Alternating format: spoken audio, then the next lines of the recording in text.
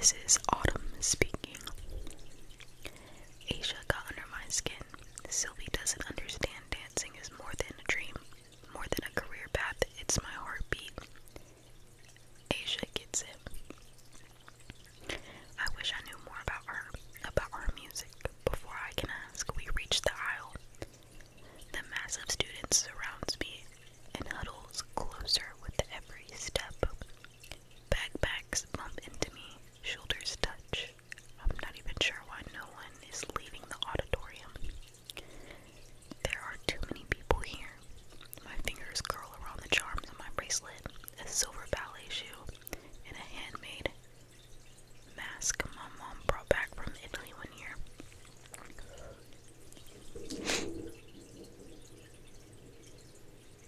It is raining like a hurricane out here. I'm kind of scared my power's gonna go and I'm gonna be fucked. Let me put my phone up. Fucking power goes all fucking time. Anyways. The green paint on the mask has faded and the edges are worn off, but the familiar shapes are soothing and help me find my balance. It's fleeting. Asia gives me a shrug and a smile. Damn. Asia gives me a shrug and a smile. Good luck with your auditions, she calls, squeezing through the crowd, and she walks away.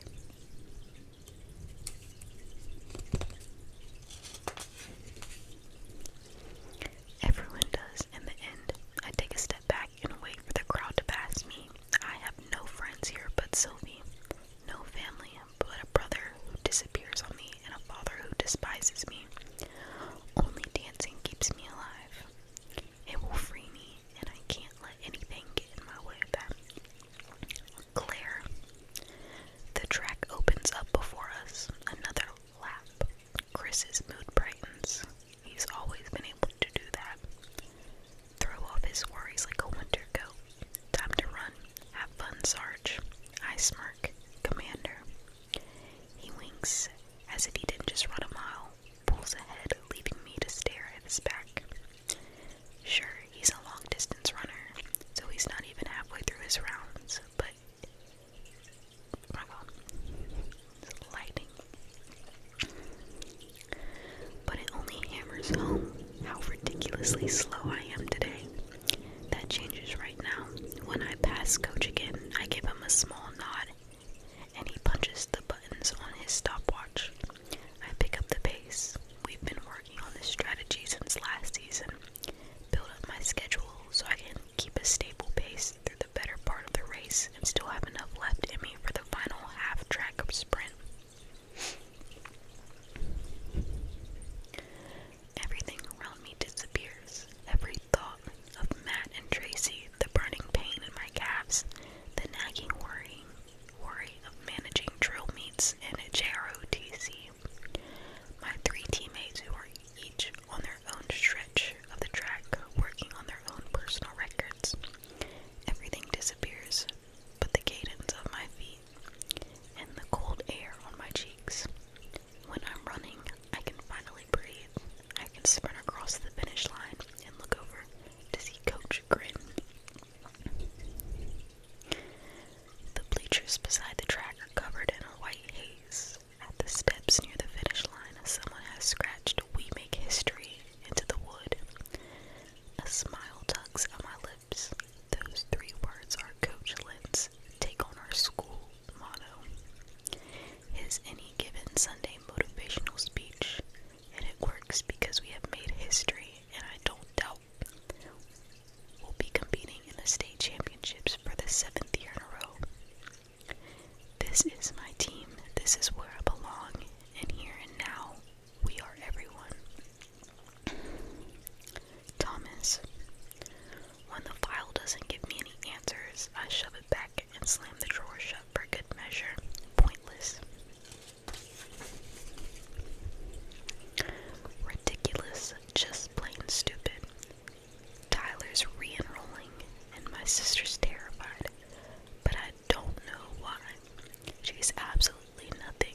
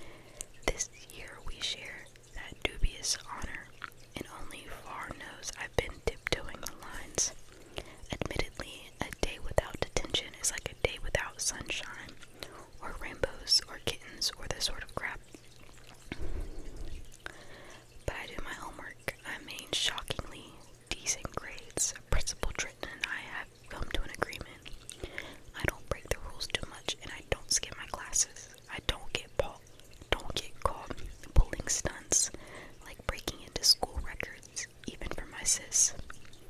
Though she's worth the risk, I behave, and Trenton will call home to my granddad, not because I'm worried about his anger or his disappointment. Hell, I'm head and shoulders taller than he is. He's not that intimidating. I'm afraid he'll tell Mama, and I don't want her to remember me like this. It's so hot in my room, goddamn. Sylvie. My hand graces Autumn's wrist as I move down the row of seats to try to see what's going on at the back of the auditorium. She hates it when we touch in public, but these past couple of months she's been the only one keeping me standing.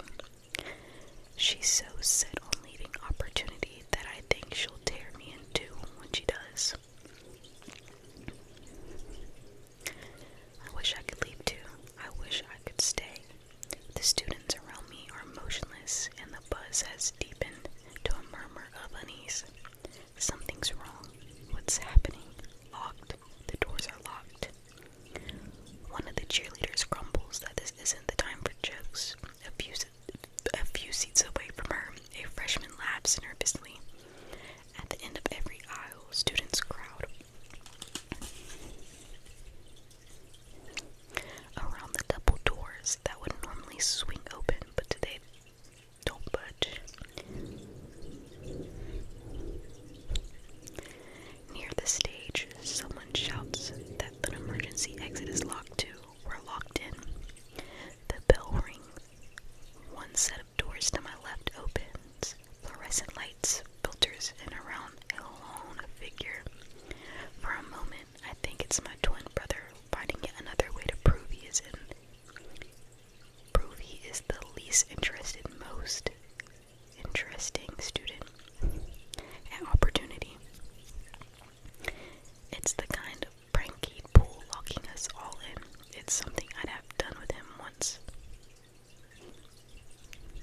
But blonde locks peek out from under the black knit cap. Strangely, that's the first thing I notice. The unruly blonde hair that frames the too familiar face. And with it comes the memories, a wild grin, a dangerous hunger, the nervous whispers around me. May as well come from my own mind. Not now, not today, not yet, no please. It takes me a second to process his raised arm, and at the top of the aisles, everyone pauses, and all eyes turn towards the shadow in the doorway. The word gun floats around me before the crowd silences. Stills, I don't feel panic or shock. There's just a sense of defeat. This is it. Principal Trenton, I have a question. The figure points the weapon at her, and his finger curls around the trigger. Then he fires. Oh, it's gonna get crazy. I'm out of breath.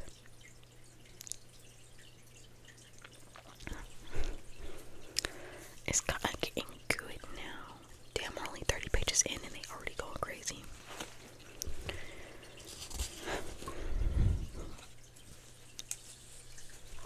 God bless them.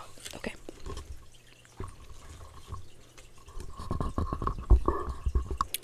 Okay, chapter 4. Thomas. Once I've returned the files to the filing cabinet, I pick up a glass paperweight and a toy with it, tossing it high and snatching it out of the air. I wander towards the principal's door and inch it open, staring out of the administrative office's glass walls. When the bell rings, I wait for the hallways to fill up. Trenton's speech should be over, and no one stays in the auditorium longer than necessary. But the halls remain empty, as if we're the only two people in the building. This silence spooks me. Far. He glances up from double-checking his test scores, not like they'll get any better. What?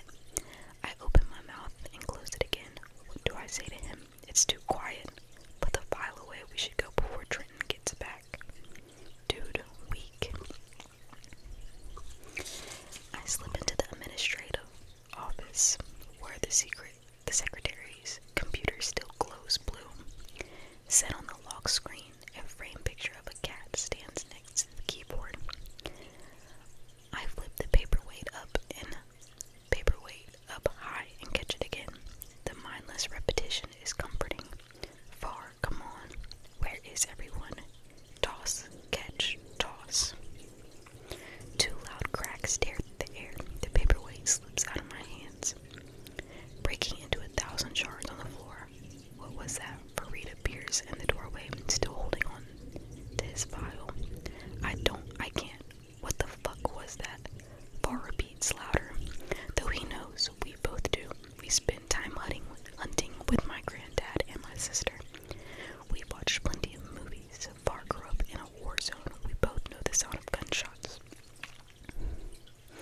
But it can't be. It can't happen. Not here. We need to get out, Far says. Warn someone. Despite his haunted eyes, his voice is clear and steady, and it makes him sound older. I nod before the silence around us hits me like a sledgehammer. I know the hallways are supposed to be empty. We spent hours practicing lockdown drills, but no one sounded the alarm. No one ran to cover. No one appeared in the hallways at all. I shake my head. No, fuck no. Everyone is still in the auditorium. Everyone, including my sister. I have to get to her. I can't feel her again. Water's kinda eating.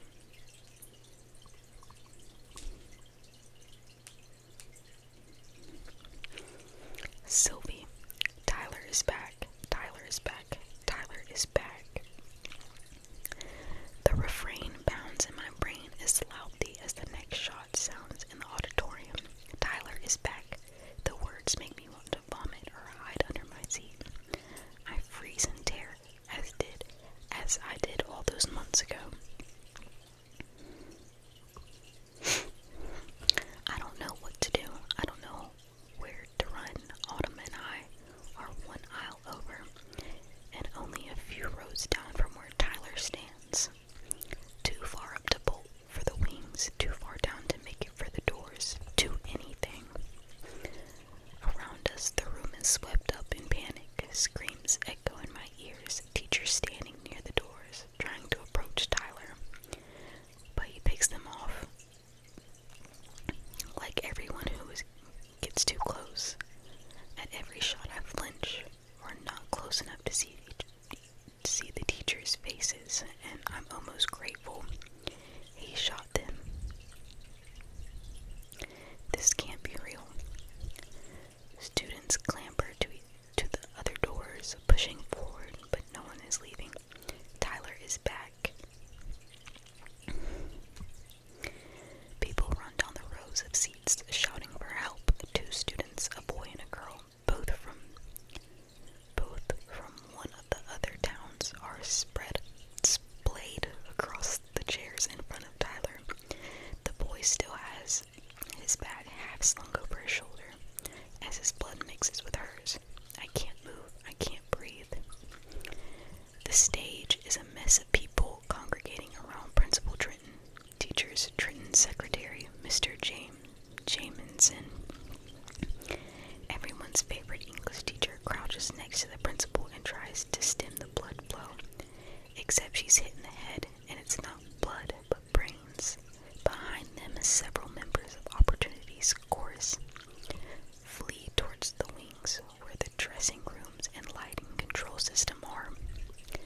Miss Smith, the elderly librarian, sneaks toward the second emergency exit at the sides of the auditorium, or rather she walks tenderly because she had a hip replacement last year. With her back to Tyler, she seems fearless. She's 73. Her youngest daughter is pregnant again, and her oldest grandson turns 11 today. She lived in the same house, on the same street since the dawn of time. She brought Mama freshly baked bread yesterday, just like she does every Sunday. She made me chicken soup when everyone thought I was ill. No. My eyes are drawn back to Tyler. His hair color is so much like Autumn's, it makes me sick. Remember me? I've never been able to forget him. He scans the crowd. He keeps close to the doorway, and everyone pushes away from him. He holds the gun with confidence. Tyler is too determined, too accurate. Even Abuelo would not be able to teach him anything. He points his weapon at the librarian, fires. She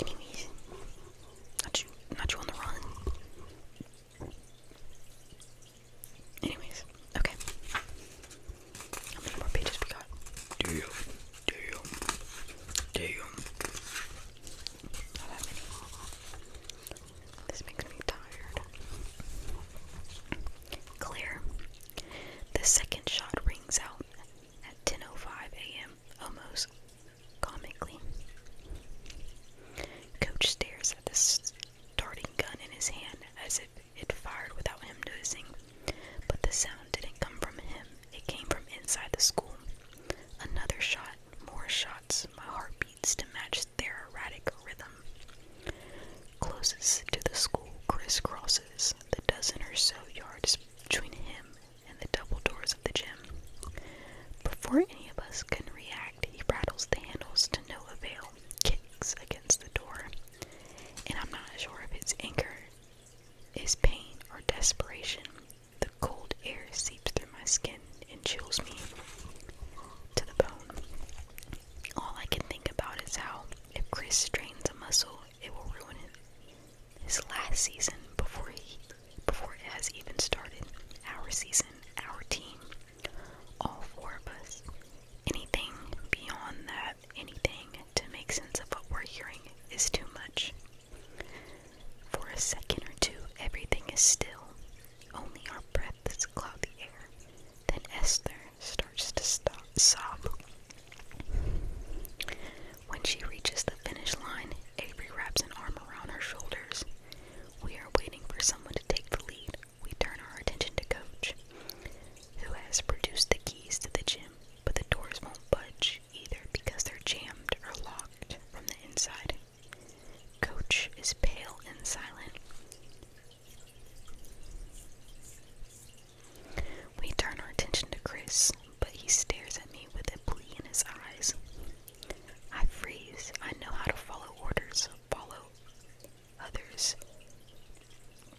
But Trace was always the one in control, both at JROTC and at home. I don't like being in command. Still, she taught me the drills. Come on, see, you can do it. Even Tyler once told me I could be so much more. And if something's happening inside the school, Matt needs me. I breathe deeply to keep the burning bile down. I square my shoulders and sprint towards the others, patting my leggings out of habit, looking for the phone I left in our locker room. We need to call 911. Does anyone have their phone? No one answers. Coach. Coach is supposed to have a cell for emergencies, but he still hasn't made it out the last entry. And no one has ever minded. This is opportunity. Nothing ever happens here. Where are the nearest emergency phones, I ask. Coach grunts. There's one in the main entrance to the school. Opportunity High School moved to a new location 5 years ago, after the original school was swept up to Oz by a tornado. The new building is state-of-the-art, larger sports fields, fancy equipment, right in the middle of fuck all. What? I loved it. It felt like home until now. There's a payphone at the gas station down the road too, I remembered. And we can find Jonah. Blink stares. The security guard. My teammates probably never bothered to learn his name, never spent quiet afternoons hanging out in his patrol car. He should be in the parking lot. He has a radio and will be able to help. We split into groups. Coach, go find the emergency phone. Stay safe. Stay away from the school. Coach nods slowly. Normally we follow him or Chris, our team captain, but Coach's planning never extended beyond the borders of our training field. He listens to me despite the fact that my voice trembles and cracks. This is a fucking lung workout.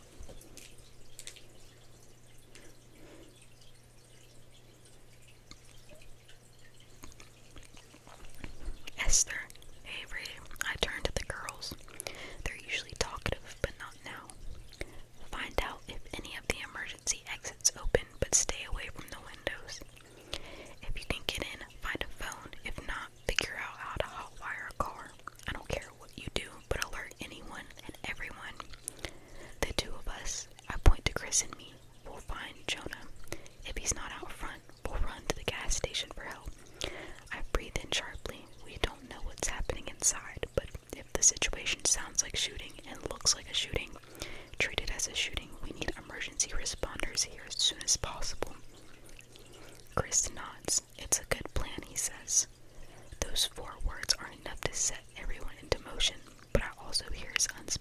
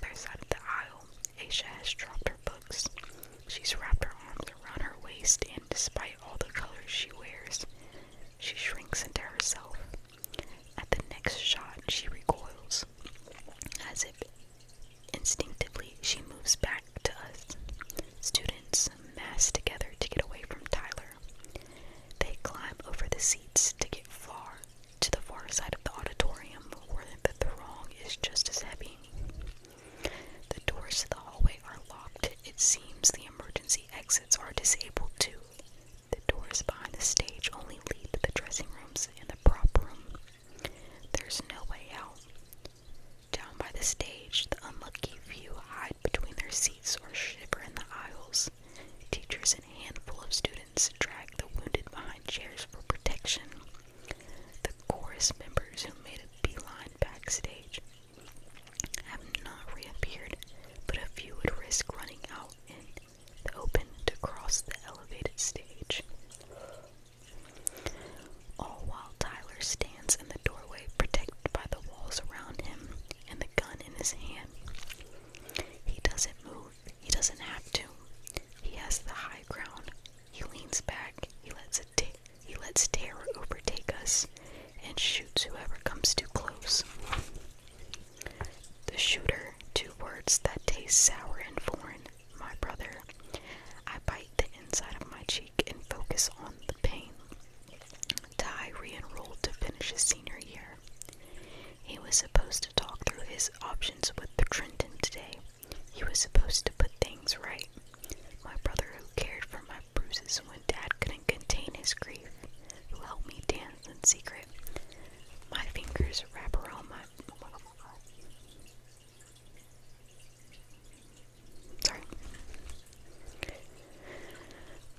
My fingers wrap around the ballet charm. Even after everything he's done, he is my home.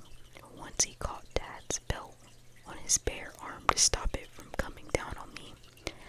Afterwards, Tyler cracked a joke and tousled my hair.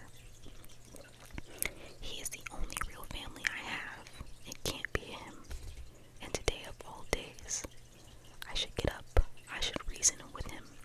But he holds a gun, and his eyes flash dangerously. Sylvie clings to me. We crouch low. From between the seats, I can see the body of one of our classmates. Her face is obscured by someone's book bag, and blood pools on the floor. We have to move, I manage. Neither Aisha nor Sylvie react at first. After what seems an eternity, Aisha nods. She bends down to pick up her books, then stops and stares. No point in lugging them around now. They won't be able to shield her. A strangled cry swirls up from the lowest rows of the auditorium. Carefully, I get to my feet. I tug at Sophie's sleeves. She doesn't give any indication of feeling it. As long as the commotion distracts Tyler, I want to take advantage of it. Come on, we have to get away from here. I glance back towards my brother. In the aisle adjacent to ours leading up to Tyler, I recognize a petite girl with braces and 2 large glasses. Geraldine. She's a freshman. I only know her because she practices her singing in the music room. Her hands are curled into fist. She sways back and forth, physically indecisive. Then she sprints up the aisles. Towards the door, she throws herself in a leap. And I can't see myself dance like her. She moves with delicacy. The bullet picks her straight out of the air. She stumbles and falls. Another freshman spurts forward, maybe in an attempt to help her, then skids to a halt as Tyler fires another shot.